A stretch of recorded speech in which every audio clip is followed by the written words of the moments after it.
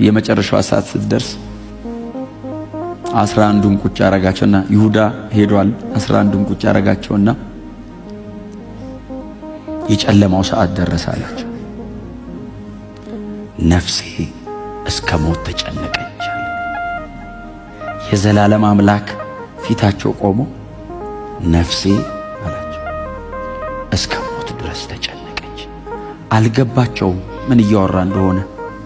ልሞት ነው፣ ነገ መስዋዕት ልሆን ነው አላቸው ለነ ጴጥሮስ። ኑ እንጸልይ አላቸው። ቅድም ስንሰማው ነበረ። ይዟቸው ሄደ። ጸልዩ ብሏቸው ትቶ ሲሄድ የዚህ ዓለም ገዢ ወደ ኢየሱስ መጣ። ሊያስጨንቀው ጀመረ። አባቱ ተወው፣ ተንበረከከ። አባቶይ አለው ብትወድቺ ጽዋ ከኔ ትለፍ፣ ነገር ግን የኔ ፈቃድ ሳይሆን ያንተ ፈቃድ ይሁን አለው። አልቻለም። አባቶይ እባክህ ሲለው አብ የሚያበረታው መልአክ ላከለት። የሚያበረታው ያስፈልገው ነበር፣ አቅም የሚሰጠው የሚያበረታው መልአክ መጥቶ አበረታው። ተነስቶ መጣ። ደቀ መዛሙርቱን ሲያቸው ተኝቷል፣ ቀሰቀሳቸው። አንደርስታንድ አላረጉትም። ኢየሱስ እየሄደ ያለውን መንገድ አልተረዱትም። የኢየሱስን ሲቃይ፣ አጎኒውን፣ ትግሉን ሊረዱት አልቻሉም። ቀሰቀሳቸው። ተነሱ፣ ጸልዩ። በጸሎት እኮ እንዲያግዙት ነው፣ እንዲያግዙት አብረውት እኮ እንዲጸልዩለት ነው።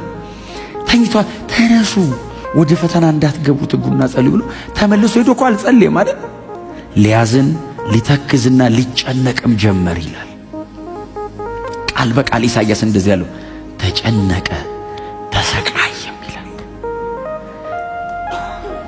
እንዴት ዲፕ ነው ሰፈሪንጉ! ተጨነቀ፣ ተሰቃይ፣ ተንበርክኮ ፕሮፐርሊ መጸለይ አቃተው ኢየሱስ። አባቶ ብትወድቺ ጽዋ ከኔ ተለፍ ያለ ኢየሱስ መጸለይ አቅቶት፣ ምክንያቱም ከፊቷን ክሮስ ይጠብቀዋል።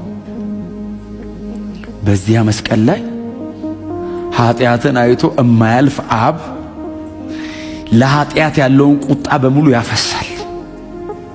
ለዘላለም በቅፉ የኖረው አባቱ ያንን ስለ ሰው ልጆች የተሰራ በደልና ኃጢአት ያለውን የቁጣ ጉልበት አብ ኢየሱስ ላይ ሊጨርስ ነው። ብትወድቺ ጽዋ ከኔ ትለፍ ሲል አብስ እቺን ካፕ ኮናል መስቀል ላይ መጠጣት ጽዋ ሲል አብ ጠጣት አለው። ሌላ እነሱን ማዳኛ መንገድ የለም። ጥላሁንን ለማዳን ጌታ ኢየሱስ ክርስቶስ መጸለይ አይበቃውም፣ መስቀል ላይ መሞት ጠይቆታል። ስለዚህ ተንበርክኮ ነገሩ እንደማይቀየር ገብቶታል። ተጨነቀ፣ ተሰቃየ። የዓለም ሁሉ ኃጢአት እላዩ ላይ አለ። የሚያበረታው መልአክ መጥቶ ሲያበረታው ይሄ እንደ ደም ነጠብጣብ ያለ ላባላባው የሚለው ሊትራል ነው፣ በቁሙ ነው ቃሉ።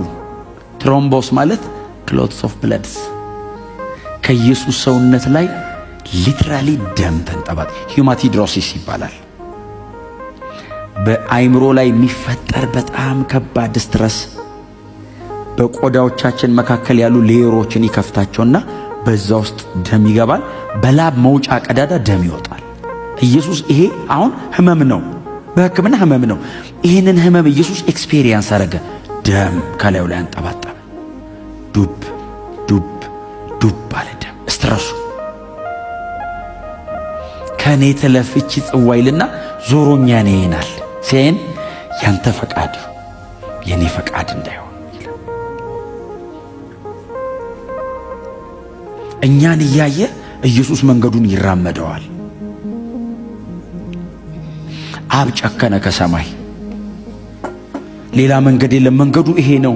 ተሰቃይቶ በዚህ ሁሉ መከራ መካከል አልፎ ቀጥሎ ሞትን ቀምሶ በመስቀል ላይ ሞቶ ነው የሚያድነን።